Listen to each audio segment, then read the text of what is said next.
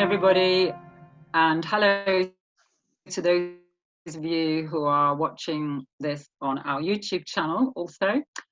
This morning, we are really pleased to have Matt and Veronica Matthew, and they're going to share their travels in Albania, a country that maybe not many people know very much about or been to.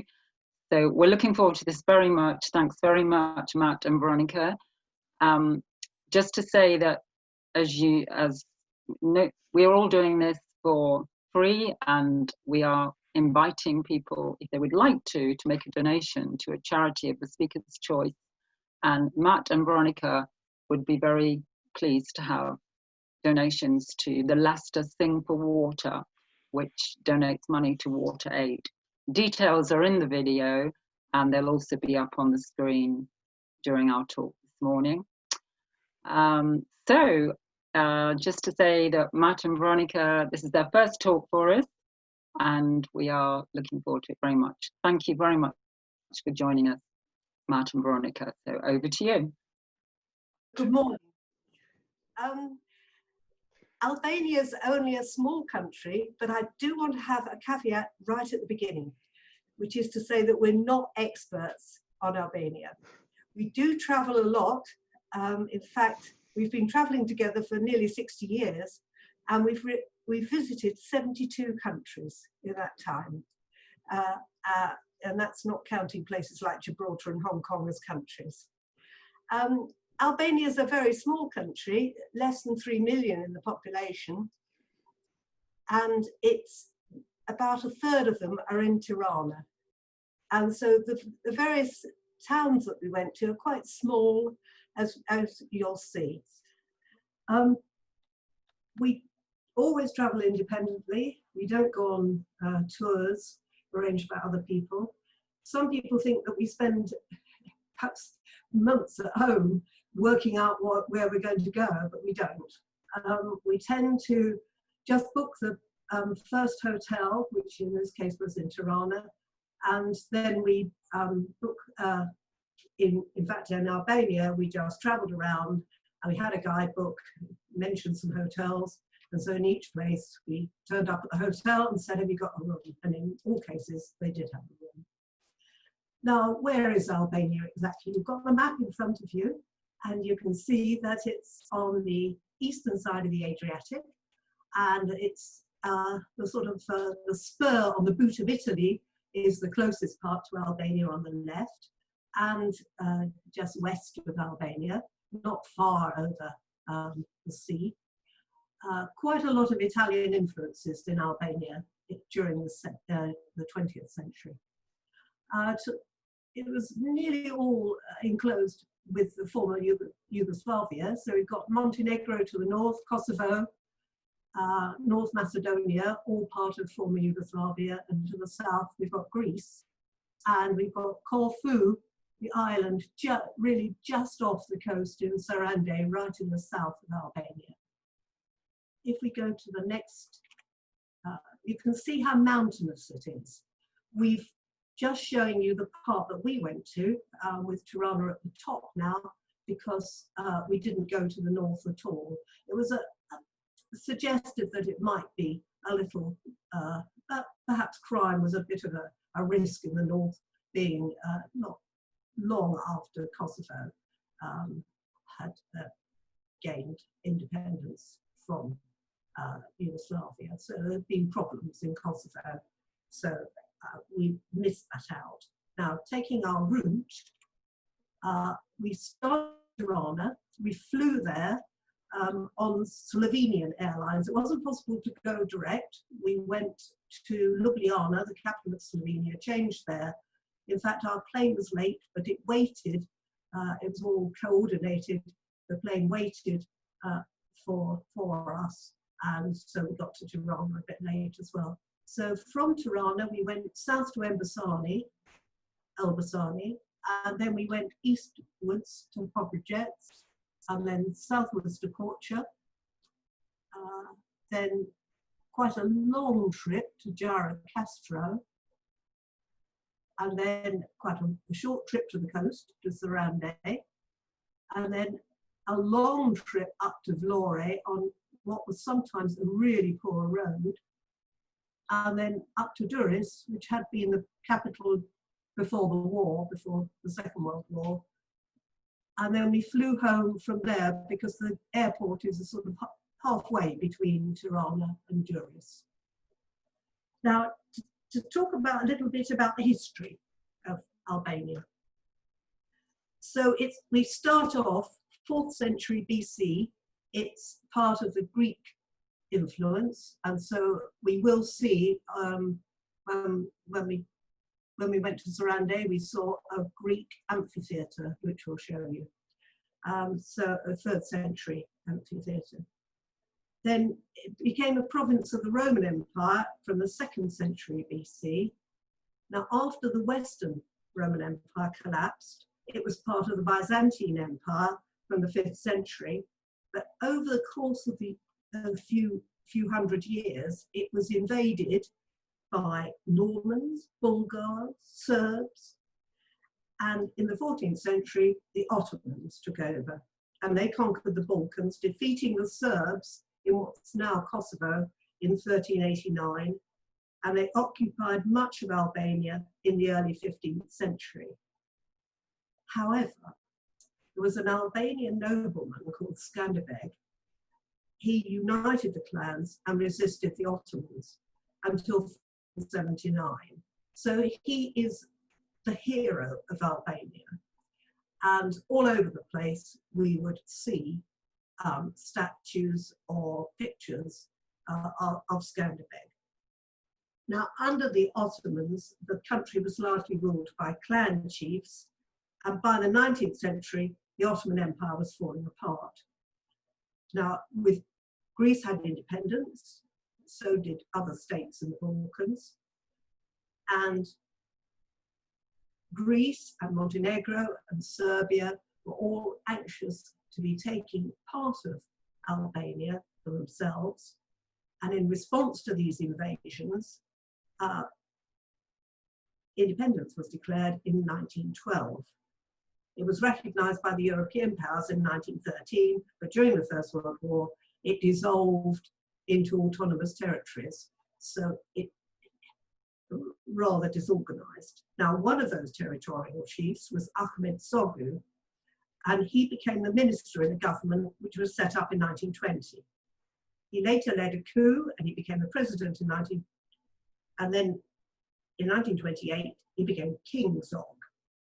He's sometimes Zogu and sometimes Zog. He became King Zog. And there was a lot of Italian influence during this period, but that wasn't enough for Mussolini. He invaded in 1939, and King Zog fled the country and went into exile in Greece.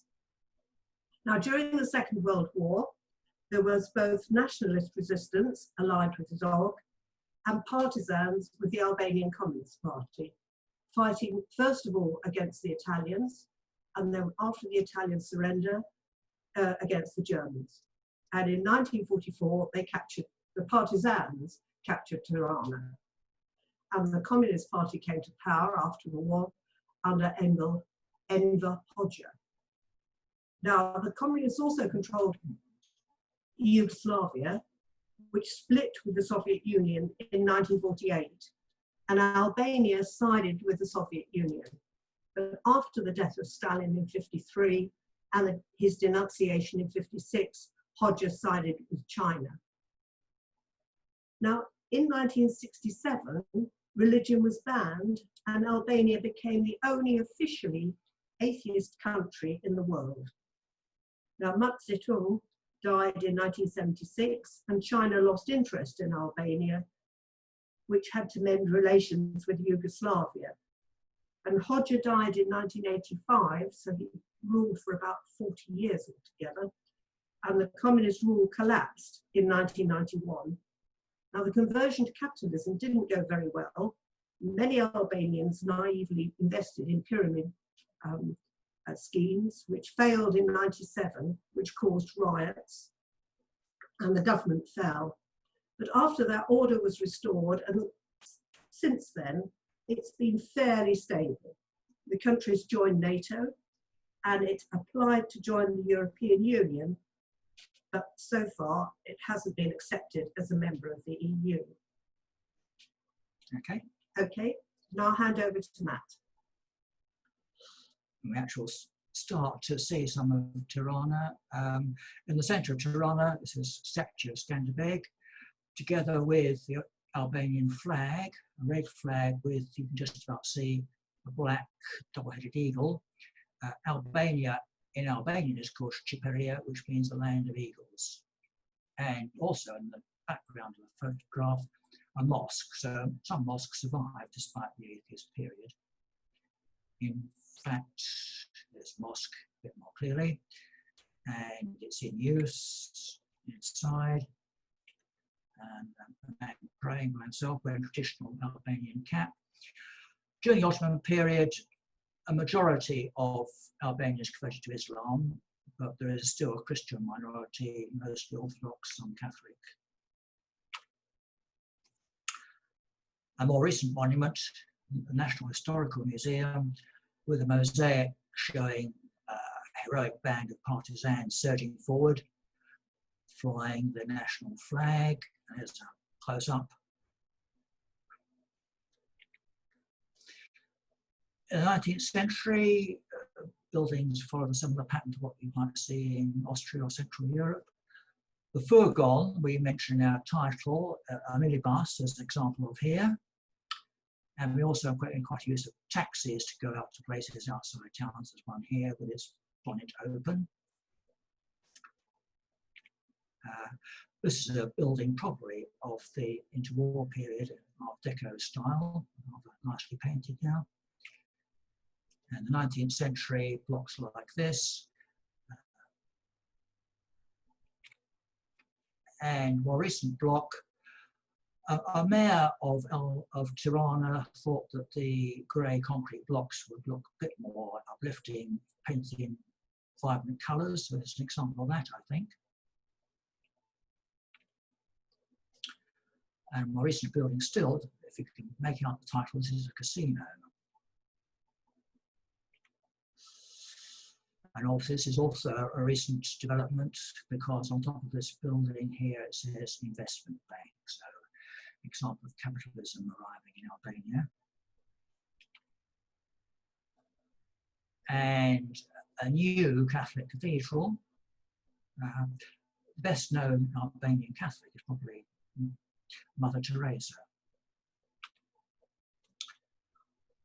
This is a 19th century building in the Bloku district, which was reserved for the hierarchy in Roger's day. This building is now a hostel, called the sign on the gate. There aren't many medieval buildings in Tirana. There's an ancient bridge here over a small river, which when we were there in the summer had no water. It's quite an agricultural country, Mediterranean produce. The signs here are Greek, so some of it's imported. Good, it must have been local. Number of monuments around the city. These are the Frasheri brothers, who were leaders of the independence movement in the 19th century.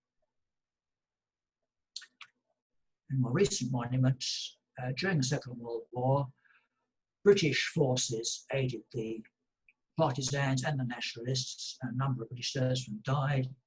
And here is a standard British cemetery with these headstones in the usual pattern you see all over the place, and the inscription in Albanian and in English. I'll hand over to Veronica again.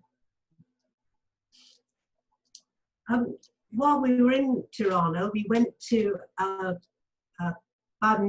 Furgon, by minibus, to Kruja, which is a small town, which was where Skanderbeg had his headquarters.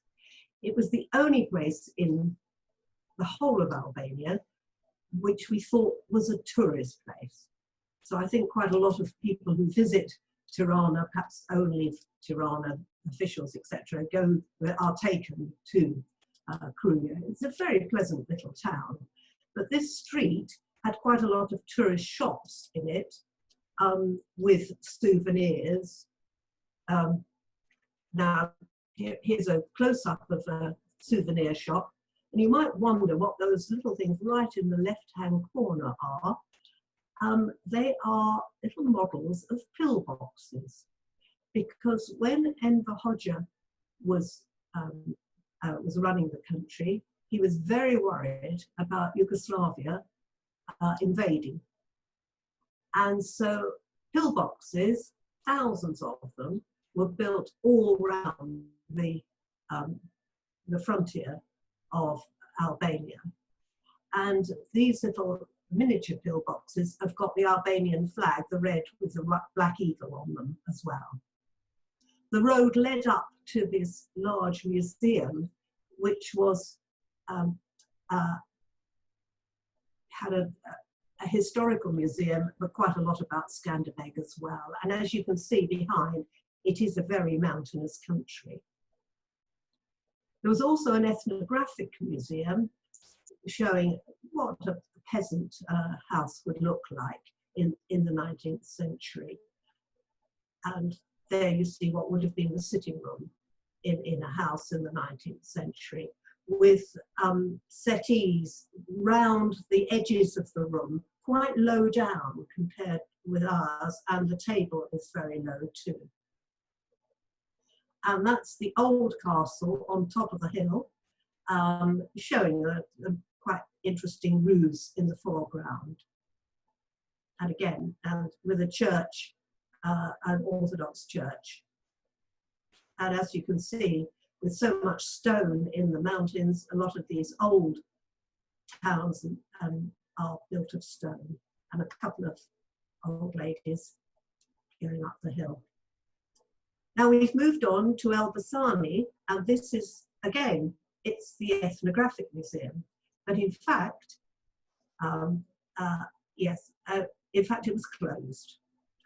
We found ever so many museums in Albania were closed. Now the reason, I think, for this was that there are very, very few foreign tourists in Albania, and the main tourists are Albanians themselves. And in the summer, they don't go to museums, they perhaps don't go to museums at all, but if they do go to museums, it's when they're at home, and they go to the beach in the summer, and so the museum closes for the holidays. This didn't stay long in Elbasani. It used to be a steel-making town, but the steelworks were closed, and also the museum. We had a brief look at the market, a wedding shop here, and you'll see other signs of weddings later on. And we had a look inside an Orthodox church, I think not very ancient, in the standard pattern with iconostasis, this screen here, which separates the congregation from the altar, which is through there, which is where the priest and only will officiate. Usually the congregation stand, men on the right, women on the left, and there aren't any organs. But you probably, some people have seen Orthodox churches elsewhere, like in Greece in particular, perhaps. We moved on after only one day to Pogradec, which is on the shores of Lake Ohrid, where there's a reasonable beach and a fair number of Albanian tourists. Not many sights of the town, really. Amusements here for children would be racing drivers. We had a walk along the coast towards Macedonia, as it now is, which is probably the hills over there. And for that reason, one of the pillboxes we mentioned earlier is positioned here next to the road. But it's very peaceful now, a field of maize and sheep grazing. What we did find in the village along the coast, Trelawney, was very pleasant restaurants serving fish, which came from the ponds which are just here beside us. together with a glass of beer. And a view of the ponds there, with the restaurant tables and little pavilions over the water. And in the evening in Pocratets, as in many towns, it's time for people to wander up and down in the cool of the evening, chat to each other. And move on again now. This is to Korça. This is a traditional inn from the Ottoman period with the well in the foreground. And it seems to be still inhabited. Looks like a little shop here. A market, again with Mediterranean produce. A large Orthodox cathedral, which looks all new. This is more historic. This was the Educational Museum, again, unfortunately closed. The reason it's here is this was the site of the first girls' school in Albania. As you can see, by the way, A, B, C, Albanian uses the Latin alphabet. In the town, a family enjoying their ice cream, who stopped for a photograph, properly Romany.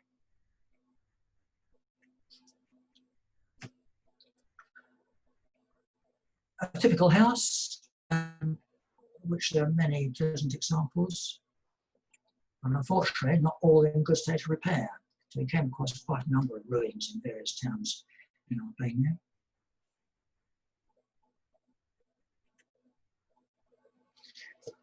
A curiosity, many Albanians are quite keen to emigrate. One Albanian went to America, joined the army, got posted to Japan, formed quite a large collection of Japanese art, but he bequeathed that to Korça, and a museum was built to house it, which accounts for the stylized Japanese type arches, torii, in front of the entrance and up above here. We did manage to get entrance to the museum. I think we're the only ones there, and probably first ones for some time, according to Visitor's Book. Also in the town of Mosque, which is obviously from the Ottoman period. And like elsewhere, there are cafes and beer and old men sitting down chatting in the evening. There's also a museum of medieval art. This is opposite St. George, spearing an unfortunate dragon. Okay. Want to chat about? We took a taxi out to a Bosporia, which was in the 18th century quite a major town that has declined since, but it has a number of old churches. And you can see 18th century church here, and a tower which is rather disused, you can see, is crumbling away. We were some of the only people around the village at the time.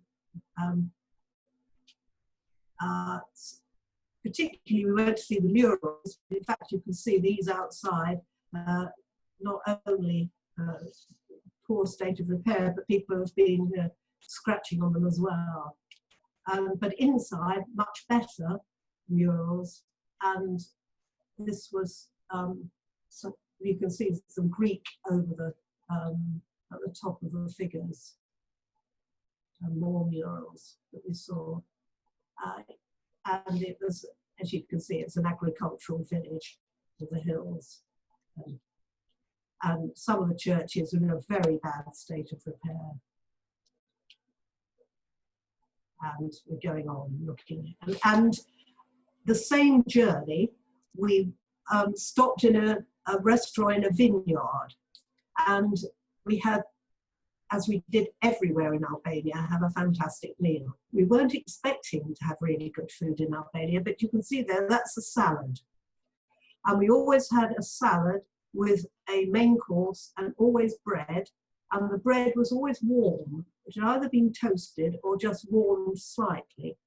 And we hardly ever had any dessert, but sometimes we had pancakes or ice cream, but not a wide range of desserts. The other thing about Albanian food was that we never had black tea. We always had coffee, sometimes Turkish coffee, other times coffee that we might have here. And we had herbal teas, but never black tea. And we tried to buy some in a supermarket, thinking we'd rather like some black tea, but we couldn't. We couldn't find anywhere. We're still in Korça, and here's another ruin, with lots of ruins in Korça. We then go on to Jarek Castro. Yes, it's quite a long journey over the mountains in Albania, and I was taken out of the bus window at some point. We did stop on the way, and here's the bus we're travelling, quite an important bus, not a minibus. It was a bit more certain where and when the buses departed from than it was with minibuses. Even so, it was rarely a proper bus station to go to, so you just had to ask around to find out this information. We got to Jarek Castro.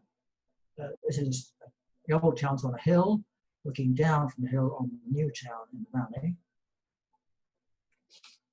And another view of the old town now, with a castle occupying the hill over here, and scattered buildings, the mosque here, for example, on the hillside, and a large house in the foreground.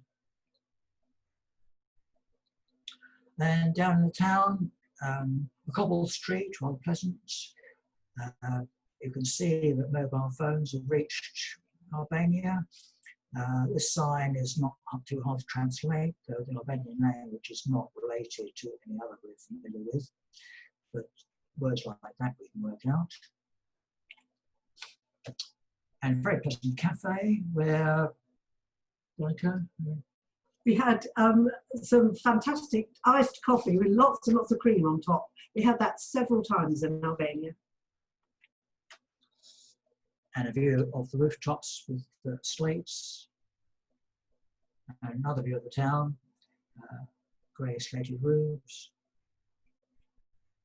And very pleasant corners like this. A view of the castle, which had been in prison for quite a long time, but not now. A mosque in the town. A historic house that we looked around inside. Although what you've seen being brilliant blue skies and sunshine, in the winter it must be quite cold, so a large fireplace here. A sitting room with these low settees again, which seems to be quite standard and traditional layout. Kind of glass in the windows. A curiosity of the castle, American spy plane being shot down sometime after, was left here as a relic, together with rather more ancient cannons. And this clock tower dominates the town on the end of the castle. But as you can see, there's much of the castle left, mostly ruins of walls with plants growing up amongst them. And again, another relic of the castle.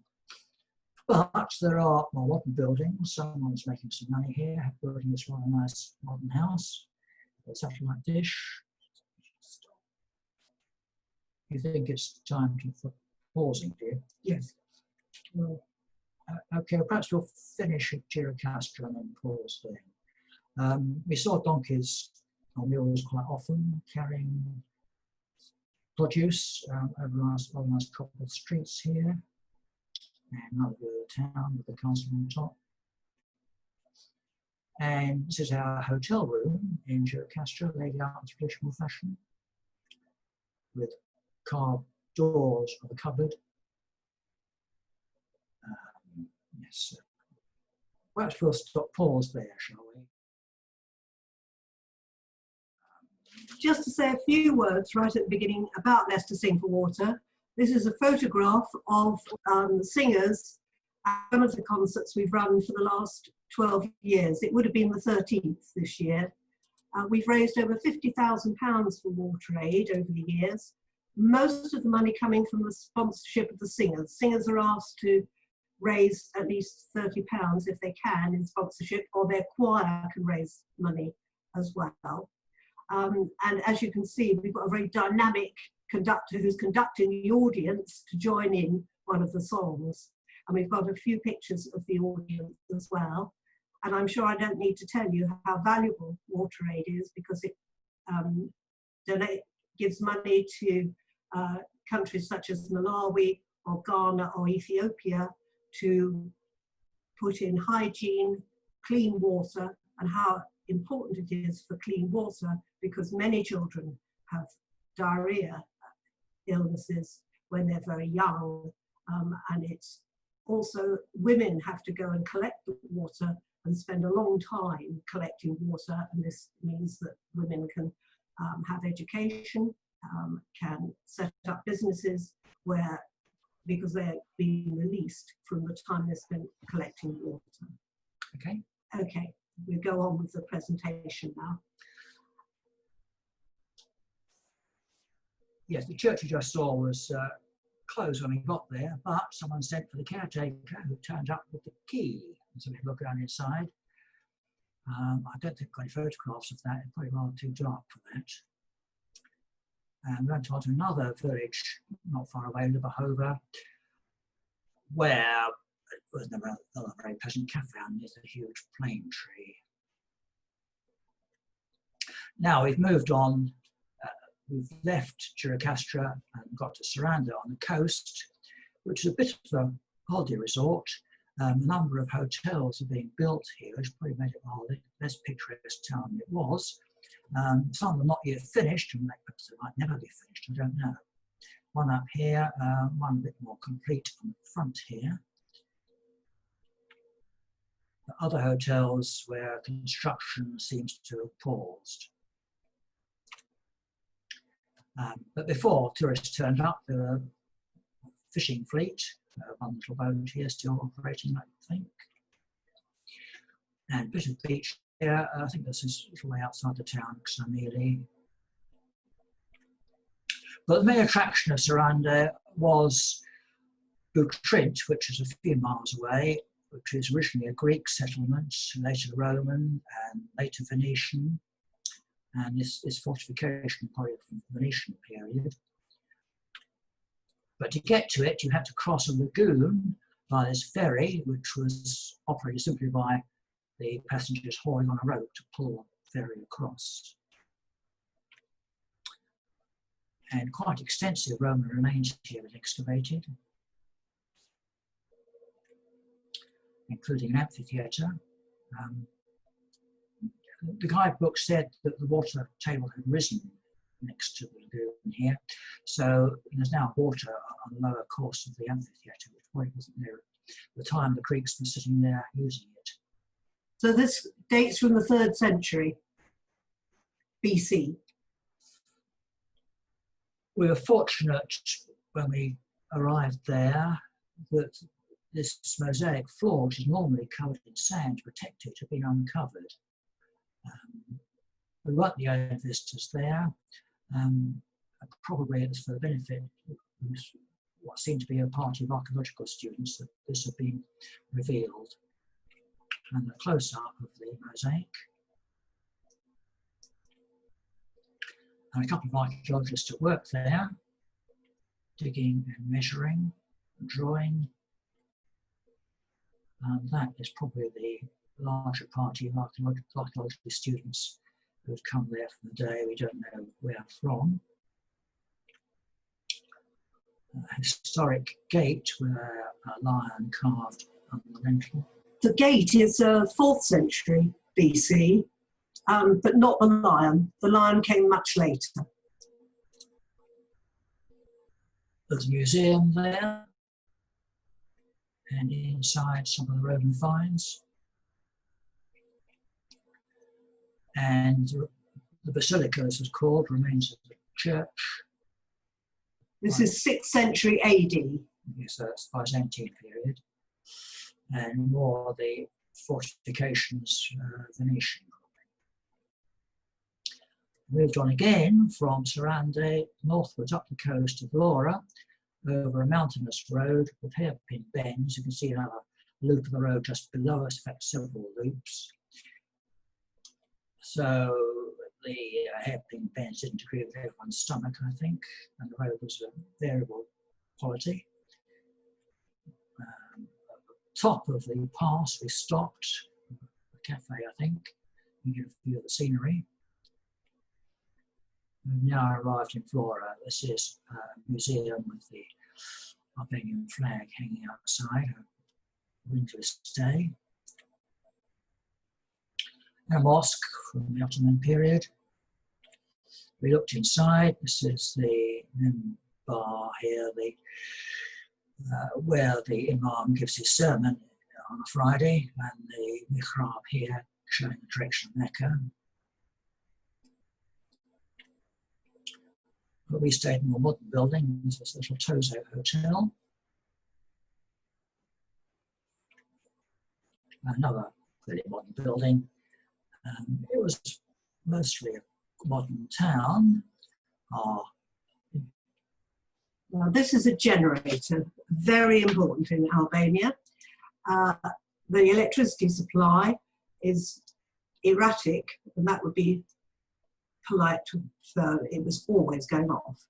And as soon as it went off, generators kicked in. So every hotel, restaurant, etc., always had a generator.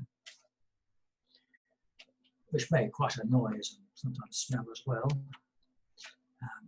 A view along the waterfront in Vlora with a modern block of flats. And another occasion for audiences around in the shade in the evening, probably playing cards, taking off their shoes as they sit down. It's probably a sort of Turkish type of custom. But Vlora has historical importance as being the place where independence was declared in 1912. This is the museum where that event took place, now a museum, of course. And here's me sitting at the historic desk signing visitors' book. In the evening, there's parade time again, so that's another example. A group of women. When we saw the parading in the evening, if you saw young women like this, in fact, this looks like a mother with her 3 daughters. You would see girls in groups, and you'd see boys in groups or couples, but you would never see a mixed party of boys and girls together. Some distance from Vlora, we got a taxi to take us round. There's the Roman city of Apollonia, now just ruins. Another view of the same. And an amphitheatre here, rather smaller than the one in Madrid. And a collection of statues which have been unearthed, unfortunately without their heads. There's a monastery here, Orthodox monastery. Now I moved on to another place we visited on the same tour, Ardenica, again with the monastery. Here's the entrance gate, and there's some monastery. And inside, a collection of saints with inscriptions in Greek. An elaborate pulpit here, with a party of people here, a family who turned up for baptism.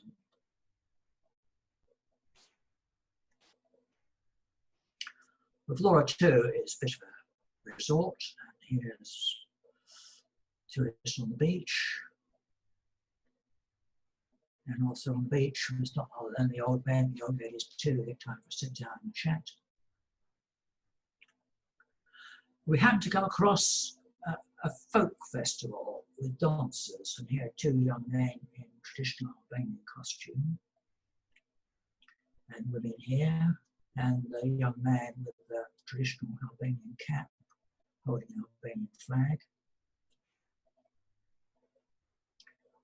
And it was getting rather dark, the photographs, so it's rather blurred, but this young man is worth seeing because of his traditional white woolly Albanian trousers with a stripe down the side. And young women, again, I say, rather blurred photographs, but we have a very short clip of video of this dancing to show you when the slideshow is over.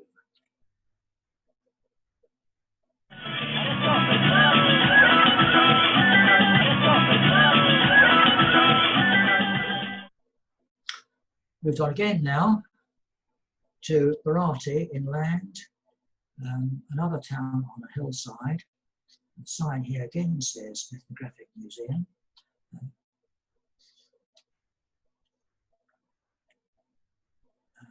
Narrow streets with cobbles, donkeys used for transport.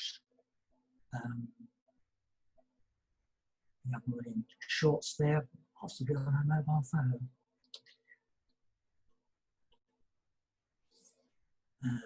Melons for sale with some scales here so you can weigh the size of the one you've picked. Another, this is a museum, that's the one pointed to, must have been one pointed on the sign we saw. A few Greek amphora outside.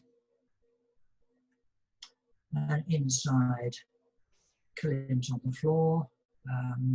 Probably a brazier here for warmth in the winter. Carpet hanging on the wall. Low seating here.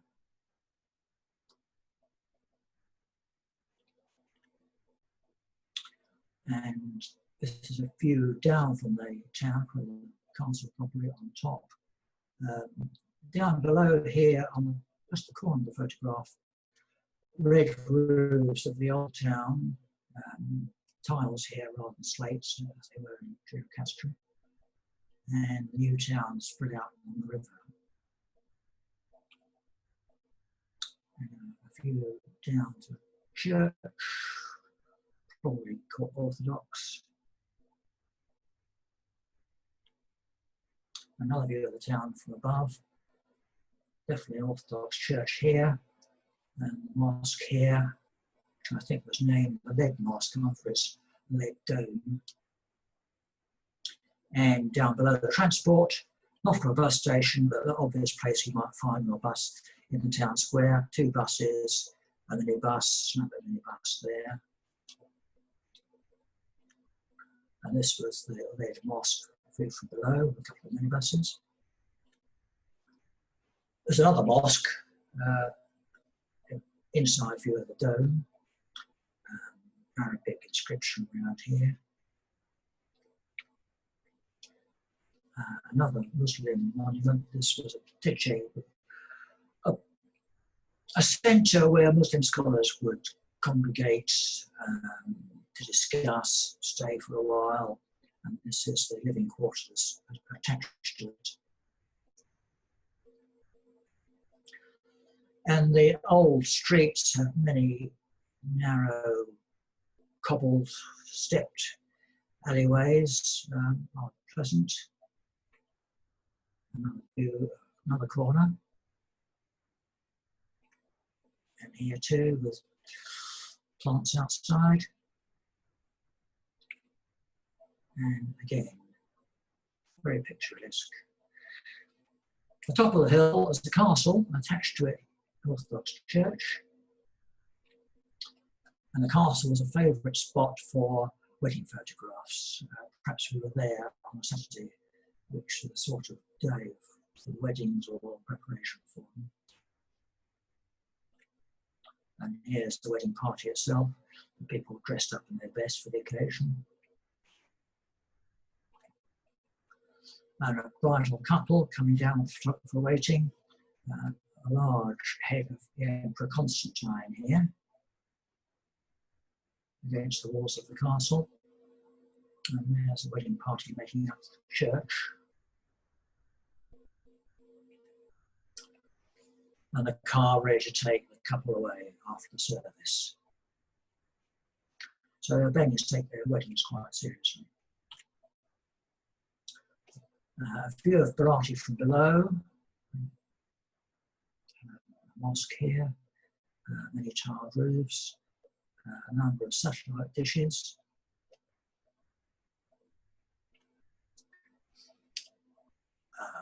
another horse and cart with family piled up above with most of their belongings, perhaps, probably a Romany family.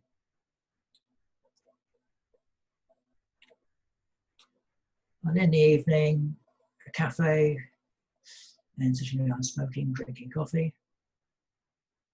Entirely male, it seems here. That was very typical. Now, we weren't the only English tourists to get to Albania.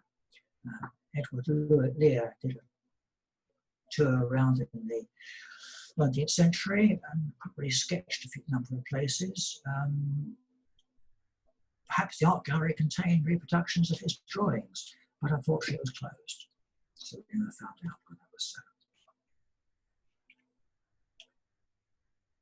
We've moved on again from Flora. This is Durrës, which was the capital in King Zog's time. A monument to the partisans, which also serves as the useful place for small boys to climb up. A girl in this case, I think. It was on the coast of the Roman town. This rather large amphitheatre has been cleared of the building which once occupied the centre, so it's now visible, though not in use. And town walls with another heroic monument here, modern block of flats, cannons from a later period. A view of the waterfront.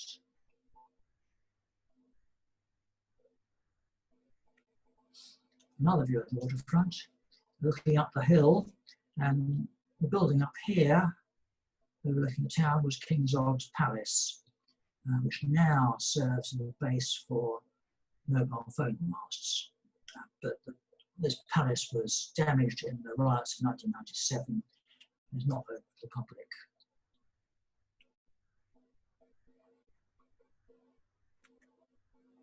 On the waterfront, a bit of trade in the evening, people selling bags.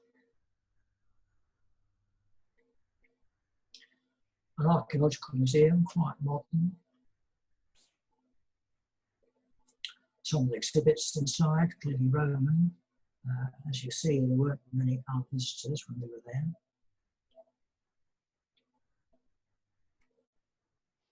Another view of the waterfront in the evening.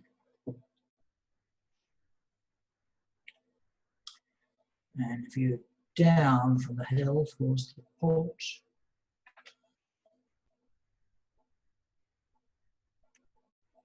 Here's another market. Always worth wandering around in markets. And here's some of the produce, which we didn't quite identify. Various sorts of pickles, which we probably had eaten at some stage, or pasta here. And here, grains, as well as tomatoes, spices perhaps. A fairly modern 20th century mosque in Durrës. And a closer view of Zog's palace on the hill. Just say a few words. Yes, we walked up towards Zog's palace, and we were going to a restaurant that had been recommended in the guide, but when we had a look at it, we rather preferred the one over the other side of the road. In fact, it was in where you can see the pine trees on the right-hand side of the photograph. We sat underneath the pine trees, and the actual restaurant was some way away, so the waiter had a long way to travel. And I remember particularly what a good meal it was and how lovely the bread was there. Well, that was our final stop on the travels around Albania. So from there, we headed back to the airport to get a plane for the journey home. A modern airport, as you can see. Inside, checking in, and Albanian, perhaps here in his traditional white cap, and come off to see some of his family as they departed. And that, I think, is the end.